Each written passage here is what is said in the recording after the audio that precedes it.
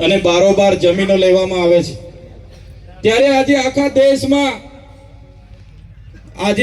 દેશમાં 40 લાખથી પણ વધારે આદિવાસીઓ વિસ્થાપિત થયા છે।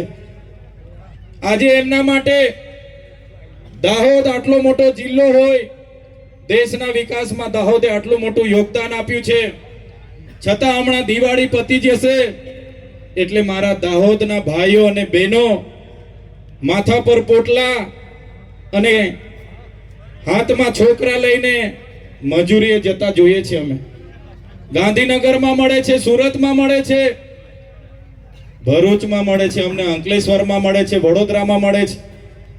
અમે પૂછીએ, બેન તમે કાના છો?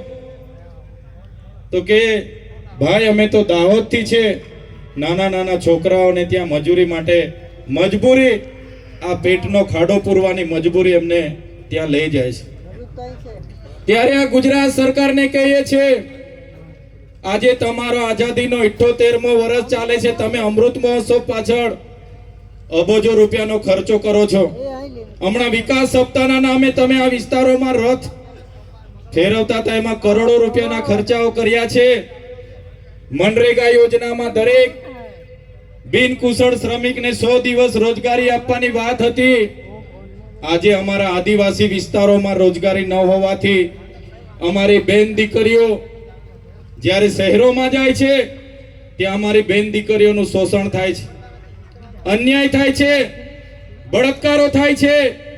આ મજબૂરી, આ પરિસ્થિતિ પેદા કરનારી આ ભારતીય જનતા પાર્ટીની સરકાર છે, એમને આવનારા દિવસોમાં ઉખાડીને ફેંકી દઈશું। મનરેગામાં કૌભાંડો થયા, અમારા લોકો એક બાજુ રોજગારી માંગે, અમને રોજગારી આપો, રોજગારી આપો, અને આપણા મંત્રીઓના છોકરાઓ રોજગારીના પૈસા પોતાના એજન્સીના ખાતામાં કરોડો રૂપિયા સેરવી લીધા। અહીં એક બાજુ આપણી બહેનો પીવાના પાણી માટે તરસે અને એમના સાંસદ, એમના ધારાસભ્યના લોકોએ નલ સે જલમાં કરોડો રૂપિયાના કૌભાંડો કરી લીધા। અહીંયા દાહોદમાં આપણા મૂળ માલિકોની જે જમીનો હતી એ જમીનો ખોટા દસ્તાવેજો ઉભા કરીને કેટલાક અધિકારીઓ અને નેતાઓએ બારોબાર વેચી દીધી। ત્યારે મારા યુવાનોને, મારા વડીલોને આહવાન કરું છું, મેં આવનારી ચૂંટણીમાં એ લોકોને તમારે આનો જવાબ, ઈંટનો જવાબ પથ્થરથી આપવાનો છે। ઈંટનો જવાબ પથ્થરથી આપવાનો છે। જંગલ ખાતામાં ગયા વર્ષે 100 કરોડનું દાહોદનું કૌભાંડ થયું, ગુજરાત પેટર્નમાં કૌભાંડ થયું, આદિ આદર્શ ગ્રામમાં 100 કરોડ રૂપિયા દાહોદમાં આવ્યા, એનું કૌભાંડ થયું। દરેક વખતે અમે દાહોદ આવીને મીડિયા મિત્રોને જણાવ્યું કે દાહોદના લોકો સાથે આટલી બધી અન્યાય કેમ? ત્યારે આ વિસ્તારના સાંસદોના નામ આવે અને તપાસ બંધ થઈ જાય, આ વિસ્તારના ધારાસભ્યોના નામ આવે અને તપાસ બંધ થઈ જાય, આ વિસ્તારના મંત્રીઓના નામ આવે અને તપાસ બંધ થઈ જાય। હવે સરકારો, મંત્રીમંડળ બદલી રહી છે, પણ અમારી પ્રજા આવનારા દિવસોમાં તમારી સરકાર બદલી નાખવાની છે। મંત્રીમંડળ બદલવાની જરૂર નથી, તમારી માનસિકતા બદલો। અમારા વડીલોની કહેવત છે, ભેંસ ઓછું દૂધ આપે તો ભેંસના ખીલા નથી બદલાતા, ભેંસ બદલી નાખવી પડે છે અમારે। ત્યારે તમે જોયું હશે મનરેગાનું કૌભાંડ આપણે બહાર પાડ્યું, નકલી કચેરી અહીંયા સિંચાઈની બોડેલીમાં આપણે બહાર પાડી, ટેટ પાસ ઉમેદવારો માટે આપણે અહીંયા રેલીઓ કરી, પોસ્ટ મેટ્રિક શિષ્યવૃત્તિ બંધ કરી દેવામાં આવી।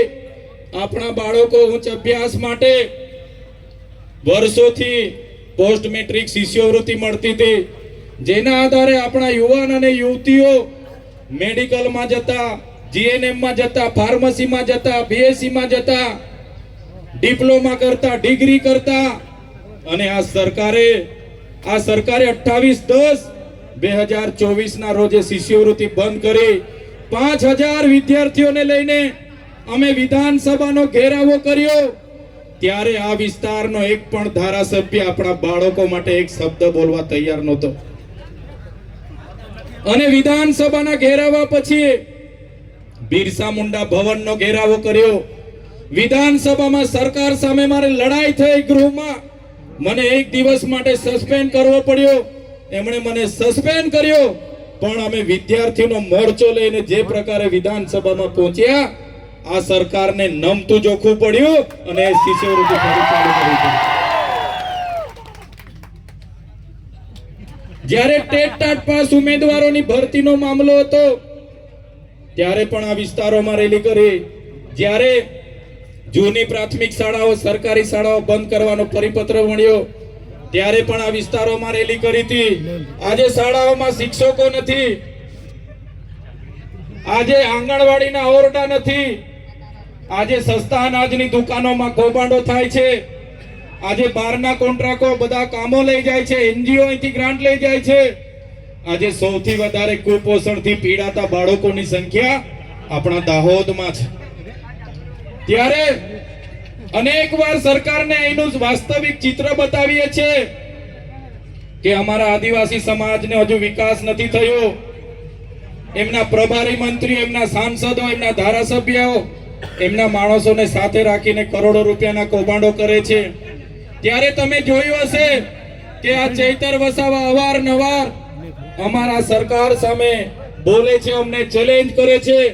એ ચૈતર વસાવાને અમે ફિટ કરીશું એવી ચીમકીઓ મને મળતી હતી અને તમે જોયું હશે કે મને ખોટા કેસમાં જેલમાં મોકલી આપવામાં આવ્યો.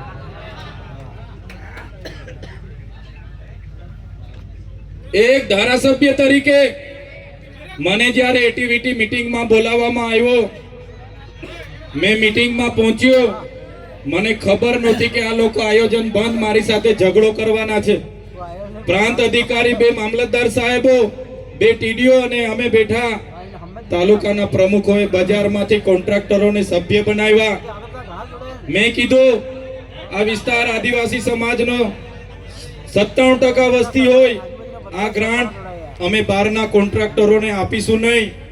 બસ આટલી વાતમાં બોલાચાલી કરી, ઝપાઝપી કરી અને 5 મિનિટમાં સાંસદ આખું ટોળું લઈને આવી ગયા અને થોડી જ વારમાં આખી જિલ્લા પોલીસ આવી ગઈ. તમે જોયું હશે, એક ધારાસભ્ય તરીકે કોઈ વાંક ન હોવા છતાં મને ધરપકડ કરી લેવામાં આવી, ધક્કા મૂકી કરવામાં આવી. મારો પરિવાર મળવા માટે આવ્યો, મારા આગેવાનો મળવા માટે આવ્યા, પણ મુલાકાત નહીં આપી. તાત્કાલિક ધોરણે કોઈ બનાવ વગર મને ધરપકડ કરી, ઘસડીને જીપમાં ભરી લેવામાં આવ્યો. રાજપીપળા એક નાઈટ જૂની જેલ બજારમાં છે ત્યાં રાખવામાં આવ્યો. મારા આગેવાનો, મારા પરિવાર વાળા રાતે જમવાનું લઈને આવ્યા, કપડાં લઈને આવ્યા, પણ પોલીસ અધિકારીઓ પર સરકારનું દબાણ, ભાજપના નેતાઓનું દબાણ, આખી રાત એ લોકો ઉભા રહ્યા પણ કપડાં અને જમવાનું આપવા નહીં દીધું. એક સામાન્ય બાબતમાં મામલતદાર ઉભા જામીન આપી દે, છતાં આ લોકોએ મને રાજપીપળાની સેશન કોર્ટમાં રજૂ કર્યો.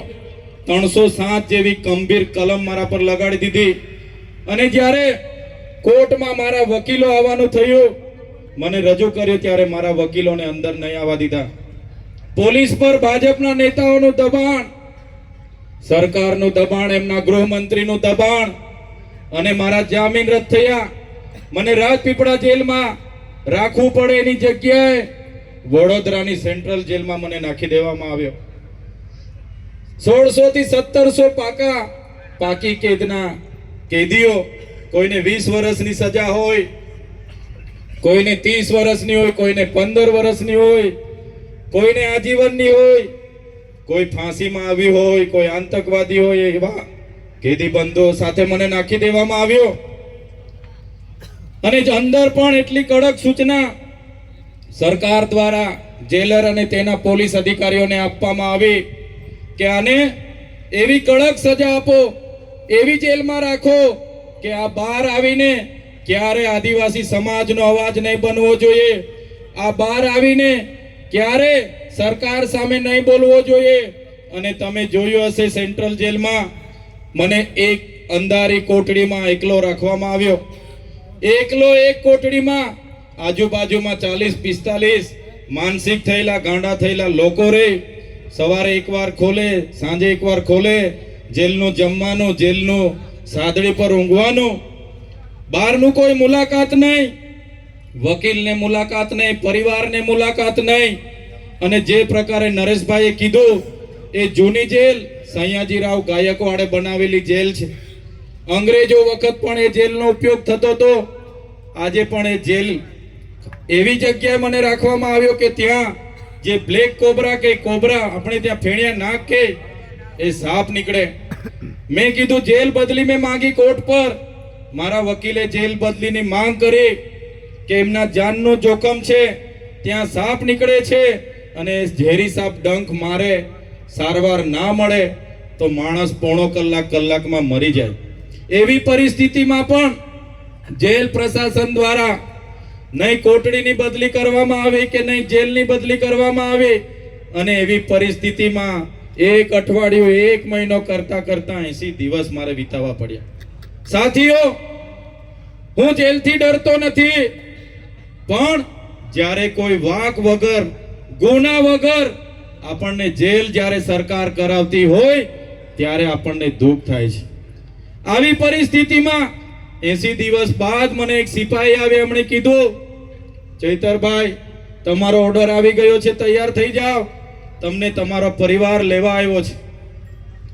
હું ત્યાંથી જેલમાંથી માંડ 9:30 વાગે સવારે બહાર નીકળ્યો અને બહાર આવતાની સાથે જ મારા આગેવાનો, મારા વકીલોએ કીધું, ચૈતરભાઈ માંડ અમે જામીન કરાવ્યા છે, તારીખ પર તારીખ, તારીખ પર તારીખ, તારીખ પર તારીખ હતી અને જામીન તમને શરતી મળ્યા છે.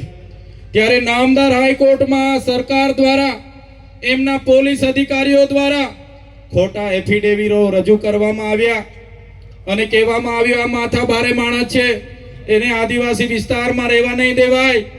અને મારે જે જામીન થયા એ જામીનમાં શરતી જામીન આપવામાં આવ્યા કે ડેડિયાપાડાની હદમાં મારે પ્રવેશ નહીં કરવાનો. હવે તમે વિચાર કરો, ડેડિયાપાડાના લોકોએ મને મત આપ્યા, 1 લાખથી વધારે મત મળ્યા, ધારાસભ્ય બનાવ્યો. ડેડિયાપાડામાં મારી ઓફિસ છે, નાના મોટા હું ગરીબ લોકોના કામ કરું. ત્યાં બોગજ મારું ગામ છે, ત્યાં મારું ઘર છે, મારો પરિવાર છે, પણ હવે મારે ત્યાં 1 વર્ષ સુધી નહીં જવાનું. આ સરકારની નીતિઓ, આ એમની તાનાશાહી. જ્યારે છૂટીને આવ્યો ત્યારે કેટલાક અધિકારીઓ પણ કીધું કે રાજપીપળા અમે હતા, જૂના સાંસદ મનસુખ વસાવાનું ગામ, આઝાદીના 78 વર્ષ પછી પણ ત્યાં રસ્તો નહોતો બન્યો. છૂટીને આવ્યા પછી 2 દિવસ પછી મેં ત્યાંથી પદયાત્રા કાઢી 16 કિલોમીટર ચાલતા ચાલતા મેં રાજપીપળા આવ્યો અને કીધું કે આ સ્ટેચ્યુ ઓફ યુનિટીની બાજુનું ગામ, ત્યાં રોડ નથી, મનસુખભાઈનું ગામ છે. મહિલાઓને જ્યારે સગર્ભા હોય, ડિલિવરીની પીડા ઉપડે તો ઝોલીમાં લઈ જતા જતા મહિલા રસ્તે મરી જાય છે. તમે વિડીયો જોતા હશો, કોઈને સાપ ડંખ મારે અને એને લઈ જતા જતા રસ્તે મરી જાય. ત્યારે મને સરકારી અધિકારીઓએ કીધું, તમને ખાલી ડેડિયાપાડામાંથી હદ પાર કર્યા છે, રાજપીપળામાં રહેવાનું હોય તો શાંતિથી રહેજો અને નર્મદા જિલ્લામાંથી પણ હદ પાર કરાવીશું. ત્યારે મેં અધિકારીને તે જ દિવસે કીધું, તમે મને ડેડિયાપાડામાંથી કાઢી નાખશો, તમે મને નર્મદામાંથી કાઢી નાખશો, આ ચૈતર વસાવા અમારા લોકોના દિલોમાં રહી છે, અમારા લોકોના દિલોમાં રહીએ છીએ અમે, ત્યાંથી તમે ક્યારે અમને કાઢી નથી શકવાના. કેટલાક નેતાઓ, હું જેલમાં હતો, અમારા ત્યાંના સાંસદ અને ભાજપના 2 મંત્રીઓએ મારા વિરોધમાં એમણે ટિપ્પણી કરી હતી કે એ તો ગયો, એ 2 વર્ષ પછી જ આવશે, આ ચૂંટણી પોતે પછી જ આવશે. અહીંના એક મંત્રી બનેલા બાજુના તાલુકાના, એમણે કીધું એનું તો અમે પૂરું કરી નાખીશું. ત્યારે નેતાઓને બી કહેવા માંગુ છું, तुमको क्या लगता था, तुमको क्या लगता था नहीं लौटेंगे, गलत जब तक तोड़ेंगे नहीं तब तक छोड़ेंगे नहीं. हमको क्या अंडू पंडू गंडू समझ कर रखा है क्या? ये चैतर वसावा है, कभी झुकेगा नहीं. ત્યારે આ જેલની વેદના આપણે બધા નાના લોકો છે. 30 વર્ષથી ભારતીય જનતા પાર્ટીનું શાસન છે. એમના ધારાસભ્ય, એમના મંત્રીઓ, એમના સાંસદો કરોડોપતિ, અબજોપતિ થઈ ગયા છે. પોલીસ એમની છે, તંત્ર એમનું છે, જેલો એમની હશે, બધું જ એમનું છે. પણ મત તમારા પર છે, તમારા પર એ મત નાખીને એનો બદલો આપણે બધાએ લેવાનો છે. એમના વિરોધમાં મત નાખીને આ તમારા ભાઈ સાથે થયેલું છે, તમારા દીકરા સાથે થયેલું છે. આ ભાઈનો બદલો તમારે મતદાન એમના વિરોધમાં કરીને આ બદલો તમારે લેવાનો છે. ત્યારે આ જ પ્રકારની એમની નીતિ છે અને નીતિઓનો હું શિકાર બન્યો છું. ત્યારે ઘણા સમયથી હું મારા દાહોદના આગેવાનોને યાદ કરું, મારા સાથી મિત્રોને યાદ કરું. મારો મોબાઈલ પણ જમા લઈ લીધો તો માંડ હમણાં છોડાવીને હું લાવ્યો છું. ત્યારે આવી પરિસ્થિતિમાં તમને મારે મળાયું નતું. મારી ઈચ્છા હતી દિવાળી પહેલા તમારી મુલાકાત લે, મારા વડીલોના આશીર્વાદ લે, મારી માતા બહેનોના આશીર્વાદ લે, એવી મારી ઈચ્છા હતી. મારા નરેશભાઈ, રાકેશભાઈ અવારનવાર અમને કહે કે તમે દાહોદ આવતા રહો, અહીંયા દિવાળી કરીશું, અહીંયા રહીશું. દાહોદ પણ તમારો જ પરિવાર છે, દાહોદ પણ તમારો જ ગામ છે.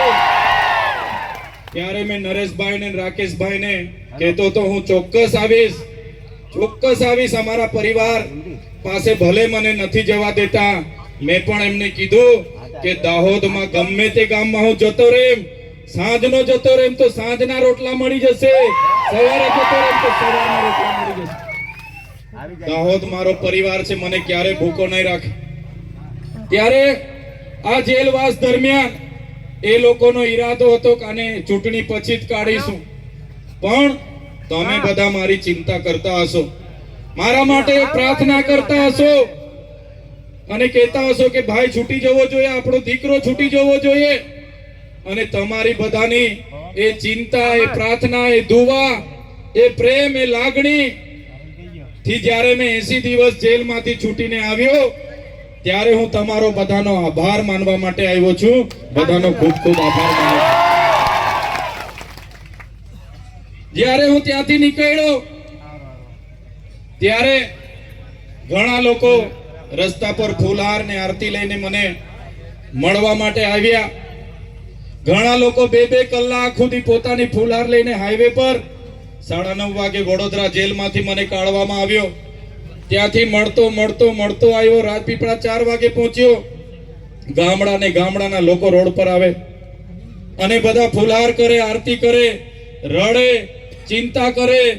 અને પછી 5:30-6 વાગે મારા મત વિસ્તારની નજીક મોવી ખાતે પહોંચ્યો. ત્યાં સુધી પબ્લિક. ત્યારે તે દિવસે મારા મનમાં થયું કે આ લોકો મને લઈ જવા માટે આ બધું કરાવે છે. એ લોકો સાથે જતો રહે, કાલે મંત્રી પણ બનાવી દે, પૈસા પણ કમાઈ લે, બંગલા પણ બનાવી લે, મારા કેસ પણ પૂરા થઈ જાય, પોલીસ પણ સલામ કરે. પણ જે જનતા માટે મેં અવાજ ઉઠાવું છું એ જનતાનો અવાજ પછી કોણ બોલશે પછી? એટલે એ જનતાનો અવાજ બનવા માટે એ જનતાએ મારા પર ભરોસો કર્યો. મને દીકરાની જેમ આજે 11 વાગ્યાના અહીંયા રાહ જુએ છે, મારા મિત્રો આજે રાહ જુએ છે. આજે તમારો પ્રેમ મને મળ્યો છે, આજે તમારી લાગણી મારી સાથે છે, તમારો ભાવ મારી સાથે છે. એ કોઈ મંત્રી કે મુખ્યમંત્રી કરતા પણ મારા માટે બહુ મોટી, એ મારા માટે મુખ્યમંત્રી મંત્રી કરતા પણ બહુ મોટી વાત છે. હું જેટલા મારા લોકોને મળું છું, મારા ગરીબ લોકોનો અવાજ બનું છું. ગમે તેટલી જેલો કરવાની હોય કરી લે એમના ગૃહમંત્રી. ચૈતર વસાવાને જેલમાં નાખવાથી ચૈતર વસાવાની લડત બંધ નથી થવાની. લડત ચાલુ થઈ ગઈ છે. આજે એકલા ચૈતર વસાવા નથી, આજે હજારો ચૈતર વસાવા અહીંયા તમારી સામે ઉભા છે. આ એકલા ચૈતર વસાવાનો અવાજ નથી, આ હજારો ચૈતર વસાવાનો અવાજ આજે છે. ત્યારે મારા કપરા સમયમાં આખા આદિવાસી સમાજ, આખા આદિવાસી વિસ્તારના લોકોએ મારા માટે ખૂબ ઘણી બહેનોએ તો વ્રત રાખ્યા, ઉપવાસ રાખ્યા, પ્રાર્થના કરી, ચિંતા કરી, કેટલાક લોકોએ ચંપલ પહેરવાનું છોડી દીધું. ત્યારે મારા સાથીઓ, મારી બહેનો, મારા ભાઈઓ, મારા પૂજનીય વડીલો, આ ચૈતર વસાવા છેલ્લા શ્વાસ સુધી આદિવાસી સમાજ માટે લડશે, લડશે ને લડશે. માણસ નાનો છું, મારી ટીમ નાની છે. અવારનવાર પોલીસને ઉપરથી આદેશ કરે, બિચારા પોલીસ સાથે અમારે ઘર્ષણ થાય, પણ જ્યાં સુધી તમારો સહકાર રહેશે, આ લડત આવનારા દિવસોમાં આખા ગુજરાતમાં જવાની છે. સરકાર પાસે બધું જ છે, પણ મારી પાસે તમારા જેવા સામાન્ય ઈમાનદાર લોકો છે, એટલે હું કોઈના બાપથી ડરતો પણ નથી. ત્યારે વધારે વિશેષ નથી કહેતા, હું તમને અપીલ કરવા માટે આવ્યો છું. હવે ગુજરાતમાં 30 વર્ષ ભારતીય જનતા પાર્ટીને આપણે આપ્યા છે. ભારતીય જનતા પાર્ટીના રાજમાં પેપરો ફૂટી જાય, નકલી કોર્ટ, નકલી જજ, નકલી અધિકારીઓ, નકલી કોલેજો, નકલી કચેરીઓ, નલ કૌભાંડ, જલ કૌભાંડ, મનરેગા કૌભાંડ, દસ્તાવેજ કૌભાંડ. સાથીઓ, હું અપીલ કરવા માટે આવ્યો છું, હવે આ પરિવર્તનની દિશા તરફ આપણે જવું પડશે. આવનારી તાલુકા જિલ્લામાં લડવા માટે તમારે તૈયાર થઈ જવું પડશે. બસ તમે લડવા માટે તૈયાર થઈ જાઓ. જે લોકો લોકોની સેવા માટે કામ કરવા માંગે છે, જાહેર જીવનમાં આવવા માંગે છે, એવા તમામ યુવાનો, તમામ વડીલો, આપણે રાજ સત્તામાં આવવું પડશે. રાજ સત્તાની ખુરશી આપણે ખોચી લેવી પડશે. અને જે દિવસે મારો સમાજ, મારો યુવાન, મારા વડીલો જે દિવસે સત્તામાં આવશે, તે દિવસે ભારતીય જનતા પાર્ટી અહીંયાના કોઈ જગ્યાએ દેખાવા નથી દેતી. તૈયાર થઈ જાઓ. તાલુકા, જિલ્લા પંચાયતોમાં લડવાનું છે તમારે. આજે હું એકલો પડું છું વિધાનસભામાં. આવનારા દિવસોમાં દાહોદની 6 વિધાનસભા તમારે જીતાડવાની છે. જે તમારા ધારાસભ્ય ત્યાં બેસે છે, એમની સરકાર ઊંચી આંગળી કરવાનું કહે તો ઊંચી આંગળી કરે, નીચી કરવાનું કહે તો નીચી કરે. એવા નેતાઓની આપણે જરૂર નથી. આપણા અધિકારોની વાત કરવાની જરૂર. આપણા અધિકારોની વાત કરે નેતાને તમારે તાલુકા, જિલ્લા અને વિધાનસભામાં મોકલવાના છે. ત્યારે આજે વધારે વિશેષ વાત હું નથી કરતો, પણ જે તમારો ભાવ છે, તમારો જે પ્રેમ છે, અમારા માટે તમે આખો દિવસ કોઈ ખાધું નહીં ખાધું, સવારના તમારા ખર્ચે અહીંયા આવી ગયા હતા.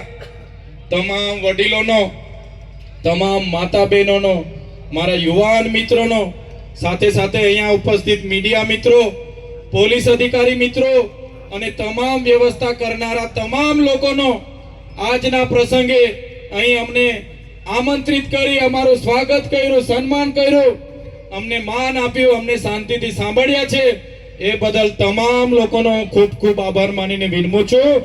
જય આદિવાસી, જય જોહાર, જય ભીલ પ્રદેશ.